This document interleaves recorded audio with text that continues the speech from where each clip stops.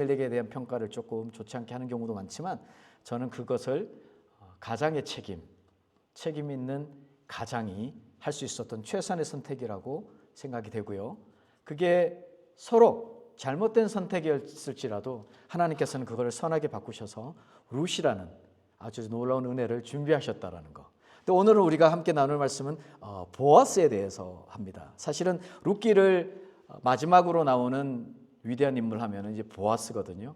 룻기에서 나오는 엘리멜렉과 보아스는 연결되는 하나님의 구원의 도구가 됩니다. 그래서 제가 이제 이 보아스를 여러분하고 함께 좀 나누려고 합니다.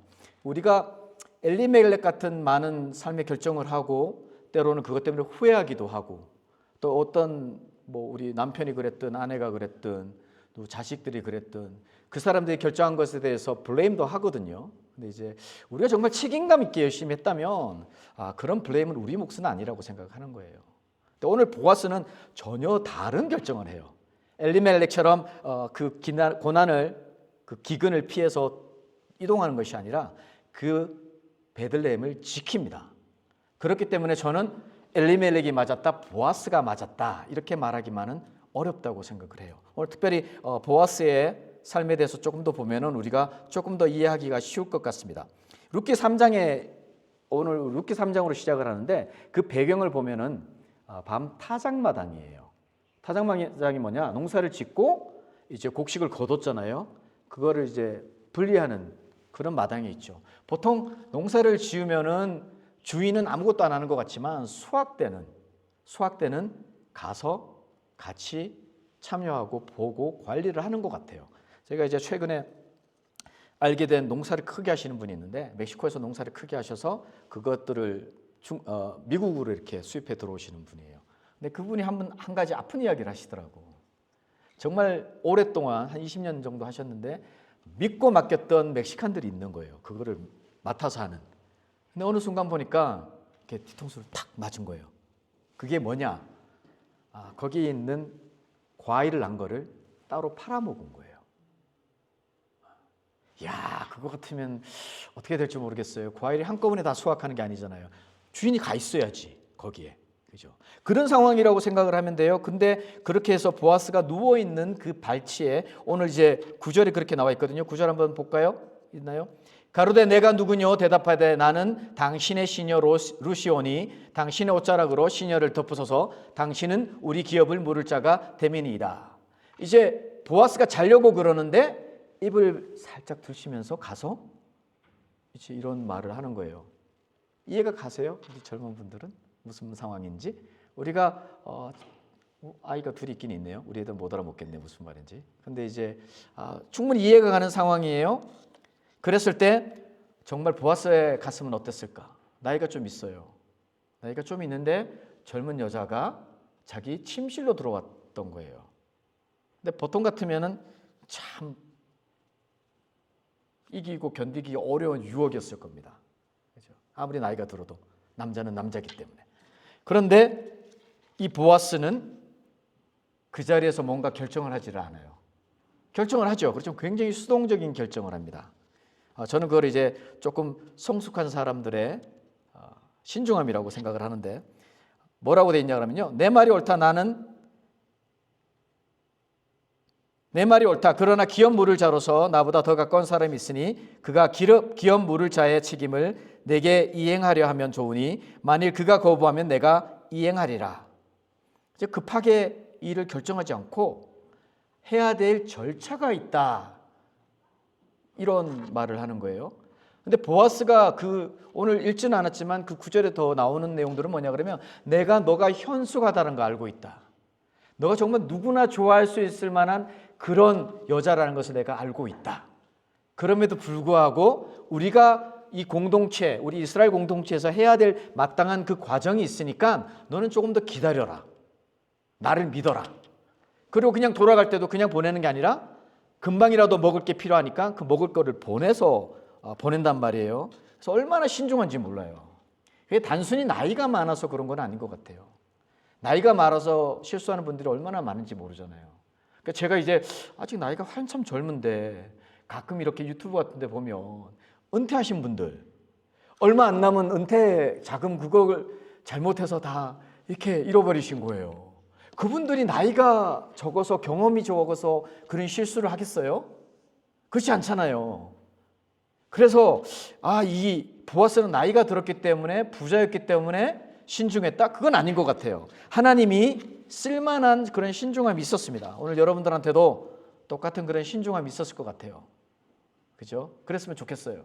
엘리멜렉이 쉽게 결정한 것처럼 많이 생각을 하는데 저는 엘리멜렉도 그렇게 쉽게 생각한 사람은 아니라고 생각해요. 그분의 책임감에 대해서 여러분 다시 한번 리마인드 하시면 좋겠습니다. 그런 책임감이 있다는 사람은 어떤 사람들이냐면 모두 다 신중합니다.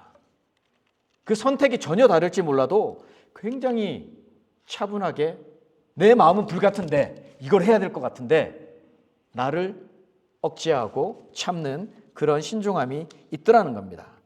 그렇기 때문에 이 보아스의 선택이 정말 빛이 날 수 있었던 거죠.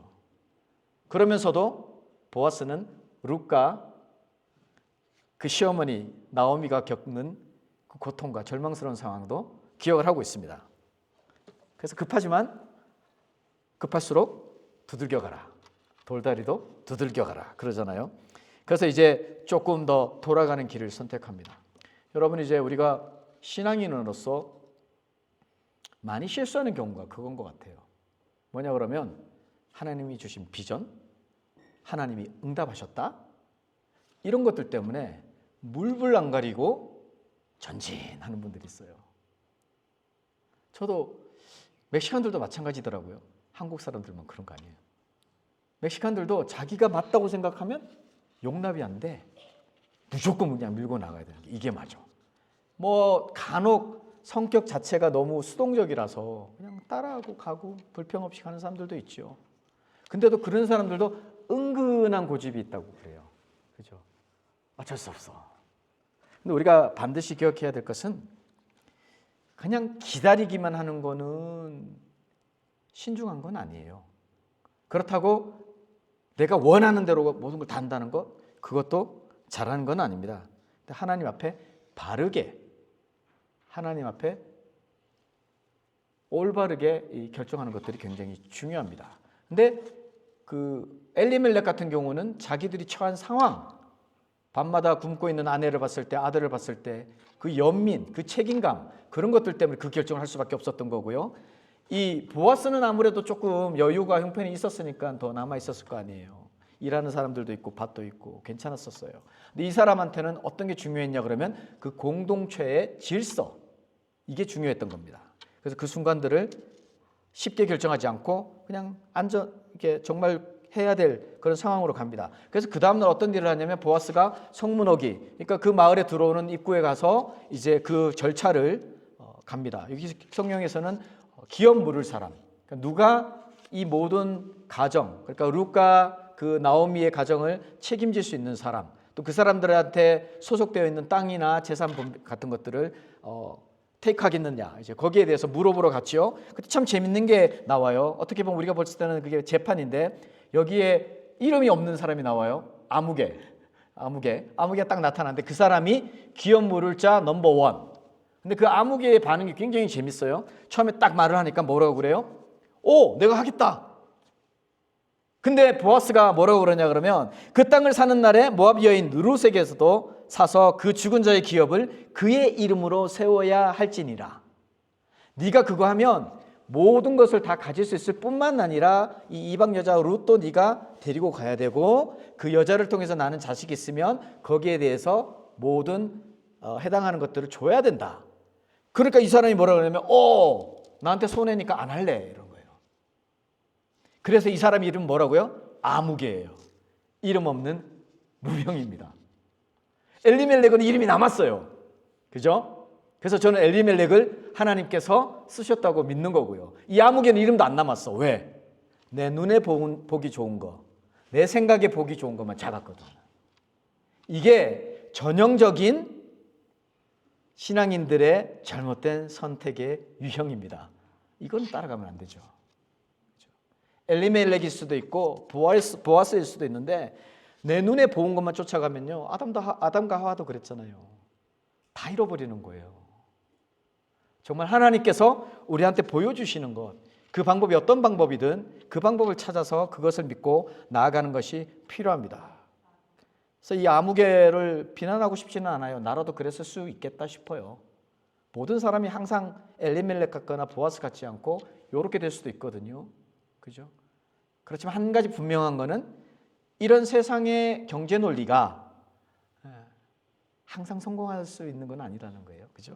그것만 기억하고 있으면 참 좋을 것 같습니다. 이제 4장 9절 10절을 우리 같이 한번 좀 읽어보실까요? 좀 도와주실래요?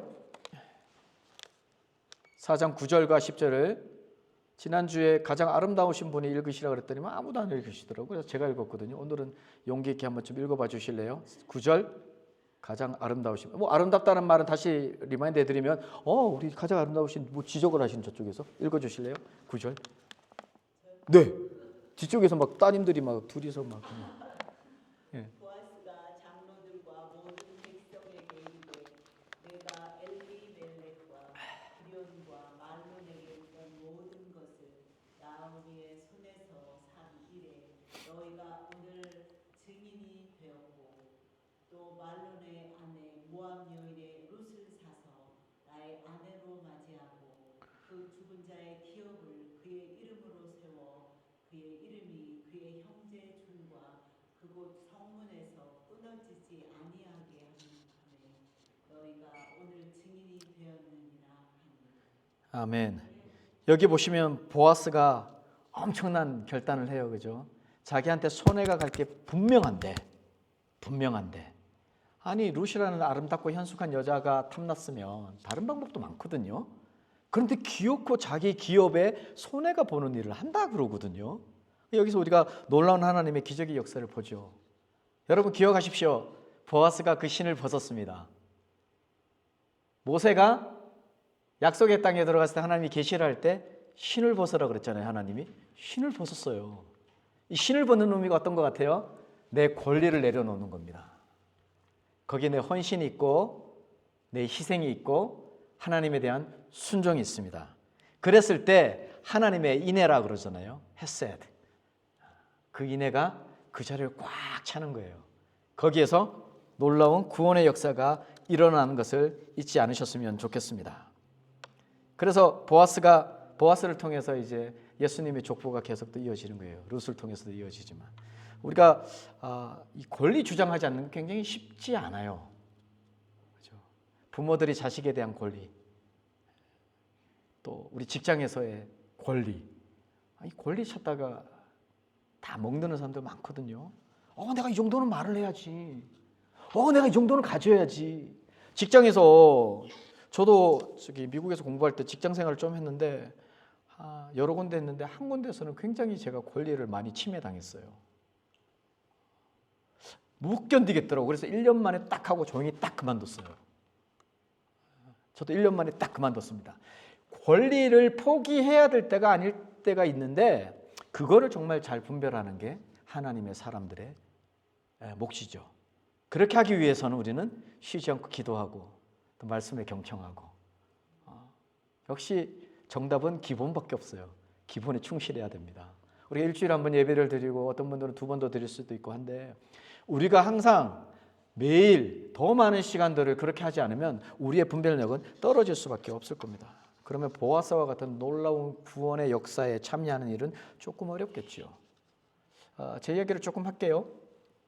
14년 사역했던 교회 그만뒀을 때 제가 참 많이 갈등이 됐어요. 반은 원해서 반은 원치 않아서 된 건데 어떤 분들이 그러더라고요. 저를 잘 아시는 목사님들이 그 말씀을 하세요.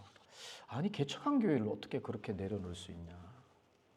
또 제 마음이 조금 상했던 분은 한 선교사님이 그러셨는데 그거 아깝지 않냐. 아니 내 14년을 그 아까운 건물이나 뭐 이런 게 있잖아요. 그게 아깝다고 그러나? 그게 그런 걸로 표현될 수 있는 건가? 잘 모르겠어요. 뭐 교회를 많이 개척하고 건축을 많이 하신 분들은 그럴 수 있는데 저 같은 경우는 그런 것보다 내가 14년을 거기서 예수 그리스도가 사셨던 모습으로 살아보고 싶었고 우리 교인들한테도 그런 모습이 나타났으면 좋겠는데 그게 아니라는 생각이 됐기 때문에 사실 힘이 좀 많이 빠지더라고요. 제가 이제 마지막 2년 동안 뭘 하려고 그랬냐 그러면 한 14년 동안 그룹이 3번 바뀌었어요. 교회 그룹이. 한 그룹이 들어와서 쫙 차다가는 또 그룹이 싹 바뀌고 뭐 이렇게 돼요. 근데 이제 마지막에 제가 하고 싶었던 게 뭐냐 그러면 쉘터를 하고 싶었어요. 그래서 한 5-6가정을 운영위원회를 만들어 가지고 오갈 데 없는 사람들이 들어와서 교회에 생활할 수 있도록. 그래서 한 2년 전에는 옆에 예배당도 있고 교실도 있고 한데 새로 이제 건축을 2층짜리 건축을 했어요. 저는 누구한테 이렇게 손 벌리는 거 굉장히 어려워하는, 그래서 반쪽 선교사거든요. 선교사가 동원도 잘해야 돼요, 사실은. 근데 그걸 잘 못해요. 그런데 2년 전에 이제 제가 5년 동안 섬겼던 목사님이 한국에서 후원을 받아서 좀 해주고 싶다. 나 은퇴하기 전에 널 좀 해주고 싶다 해서 건축까지 했어요. 그래서 한 4가정인가 지나갔는데 제가 한 4가정을 보내면서 마음이 너무 아프고 무너지더라고요. 왜 그랬냐? 처음에 그 5-6가정이 그 운영위원회에 있던 분들이 우리 교회에 왔을 때, 저를 찾아왔을 때 굉장히 상황이 어려웠습니다. 경제적으로 어려웠던 사람들도 있고 건강이 죽을 뻔하다가 살아난 사람들도 있고, 내가 막 밤 11시, 12시에 응급실에 들어간 사람들도 있어요. 그 응급실에서 기도해주고 막 갑자기 막 사람이 떨어, 내가 놀래가지고 이게 어떻게 된 거지 했는데 집에 가재. 그러니까 그 사람이 우리 이웃인데 교회도 안 다니는 사람인데 자기가 먼저 가재, 교회를. 그래서 우리 아주 핵심 멤버도 되고 그랬어요. 부부가 별거에서 살고 빚도 많고 빚이 너무 많아서 전기도 끊어버리고 전기 없는 집에 살고 이러던 가족들, 그러던 가족들이 이제 하나님이 회복시키시고 재정적으로도 관계로도 건강도 회복시키시고 많이 좋아졌단 말이에요. 정말 제가 너무 자신 있게 하나님 역사하셨다라고 말할 수 있는데, 저는 그래서 그 사람들이 기회를 갖지 못한 사람들, 고통받는 사람들, 굶주린 사람들, 그 마음을 잘할 거라고 생각을 했어요. 근데 어떤 일이 생겼냐? 처음엔 잘해. 한 가정이 들어왔어요. 그러면 옷을 갖다 주고 음식을 갖다 주고 막 해줘. 근데 몇 달만 지나니까 핍박을 하는 거야. 내가 봤을 때는 핍박인 거예요. 어떻게? 아니 설거지를 왜 이렇게 안 했어? 아니 청소가 왜 이 모양이지? 와, 깡패도 이런 깡패가 있나? 그 건물 자기들이 지은 거 하나도 없어요. 객관적으로 말해도. 자기들이 청소를 얼마나 잘한다고. 뭐 빨래 걸어놨다고요? 빨래를 교회 마당에다가 그럼 살림하고 애가 4-5명씩 있는데 빨래를 어디다 놓냐고. 우리 옛날처럼 빨랫줄 걸어놓는단 말이에요. 그런 모습을 보면서 너무 실망이 되는 거예요.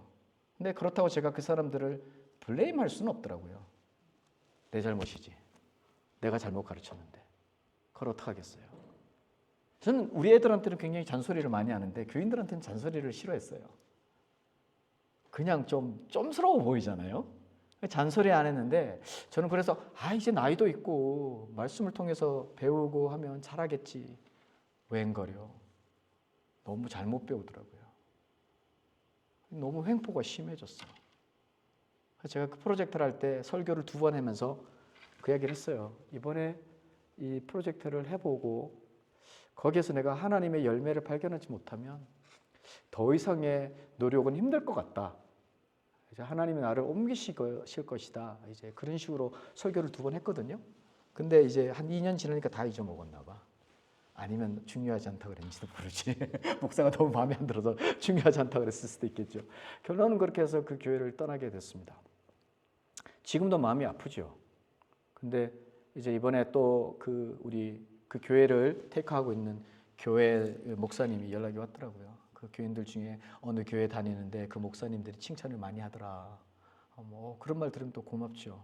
또 어떤 사람들은 이제 뭐 교회를 안 다니는 사람도 있는 것 같긴 한데 그래도 다니는 사람들이 많은 것 같아요. 주변에 이 목사들이 저를 안다고 그래 나는 모르는데 그래서 이제 우리 교단 목사님들 이야기를 하고 그러더라고요. 그런 모습들을 보면서 저 사람들이 왜 자기 신을 벗지 못했을까? 은혜가 부족한 것이 아닌가?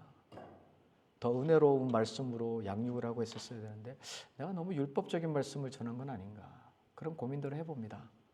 여러분 오늘 이 주일날 정말 힘드실 수도 있는 시간인데 점심시간 제일 유혹이 많잖아요. 그죠? 오셨는데 하나님의 은혜가 여러분한테 끊임없이 있었으면 좋겠어요. 하나님의 사랑이 그냥 샘솟듯이 넘쳐났으면 좋겠어요. 젊은 부부가 손잡고 다니까 너무 부럽기도 하고 샘나기도 하던데 그런 삶이 좀 있었으면 좋겠어요. 그래서 여러분이 처한 상황에서 좀 즐기셨으면 좋겠습니다. 안 되는 거 없는 거 고민하지 마시고 그거는 내 몫은 아니에요. 그죠? 최선을 다하고 나의 있는 자리에서 나의 책임이 뭔가 그것만 자꾸 물어보시면 좋겠어요. 그랬을 때 하나님께서 우리에게 선한 일을 때로는 엘리멜렉처럼 별 열매가 없는 것처럼 비참한 삶인 것처럼 보일 때도 있어요. 보아스처럼 멋있게 될 수도 있잖아요. 근데 하나님 눈에는 둘 다 똑같아요. 하나님 눈에는 엘리멜렉이든 보아스든 똑같아요. 그 두 사람이 합쳤을 때 이 룻기의 놀라운 구원의 역사가 오늘 우리 2000년 후에 우리에게도 똑같이 내려왔던 겁니다. 그래서 여러분이 처하신 상황 가운데서 최선을 다하시되 책임감 있게 행하시되 또 신발을 벗어야 될 땐 벗으시고 또 하나님 앞에 순종하시는 한 주간이 되도록 기도하고 축원합니다. 같이 기도하시죠. 하나님 아버지, 때로는 우리가 우리 자신의 미래 때문에